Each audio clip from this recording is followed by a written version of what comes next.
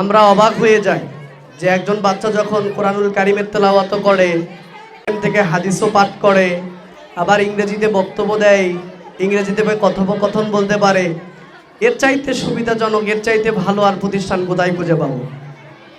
আলহামদুলিল্লাহ আমরা পেরেছি। আমাদের ছাত্রদের কাছ থেকে আমরা খুব সুন্দর তত্ত্ববহুল কথা আমরা পেয়েছি। আসলেই আমরা জানি না যে শিক্ষাটা কি। আসলেই শিক্ষার ক্যাটাগরিটা তিনটা ভাগে ভাগ করা যায়। শিক্ষা তিন প্রকারের। এক নাম্বার হারাম শিক্ষা। হারাম শিক্ষা বলতে বোঝানো হয় যেগুলো নাটক, সিনেমা, এগুলোর যেগুলো শিক্ষা, গান বাজনা, এগুলোর শিক্ষা হচ্ছে হারাম শিক্ষা, যেগুলো প্রিয় নবী মুহাম্মদ সাল্লাল্লাহু আলাইহি ওয়াসাল্লাম হারাম করেছেন, আল্লাহ তাআলা হারাম করেছেন।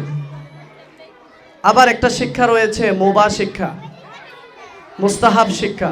সেটা কি? যেমন বাংলা, ইংরেজি, গণিত, এগুলো সাধারণ যেগুলা, এগুলো হচ্ছে মুস্তাহাব শিক্ষা। আর একটা যেটা চূড়ান্ত শিক্ষা, সেই শিক্ষাটার নাম হচ্ছে ফরজ শিক্ষা, যা পবিত্র কোরআনুল কারীম হাদিসের জ্ঞান অন্বেষণ করা। কারণ তলাবুল ইলমি ফরিদাতুন আলা কুল্লি মুসলিম, প্রত্যেক মুসলমানের ওপরই কোরআন তেলাওয়াত, কোরআন এবং হাদিসের জ্ঞান অন্বেষণ করা ফরজ।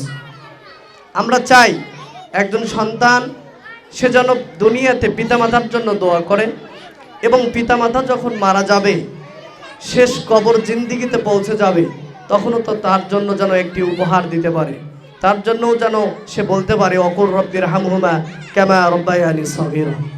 এর চাই তার পিতামাতার জন্য দোয়া করবে, হে আল্লাহ, এই পিতামাতা আমাকে এত সুন্দর করে ছোট্টবেলায় লালন পালন করেছে, এই জিন্দিগিতে তিনি আর নেই, তিনি কবরের জিন্দিগিতে চলে গেছেন, তাকেও তুমি সেইভাবেই লালন পালন করো তিনি যেভাবে আমাকে লালন পালন করেছেন। সুতরাং একজন সন্তান সে তার পিতামাতার জন্য দোয়া করবে। আমরা চাই এই মাদ্রাসা থেকে আদর্শ বাচ্চা, আদর্শ ছাত্র যেন আমরা গড়াইয়ে তুলতে পারি। আল্লাহ কবুল করুক, আল্লাহুম্মা আমিন।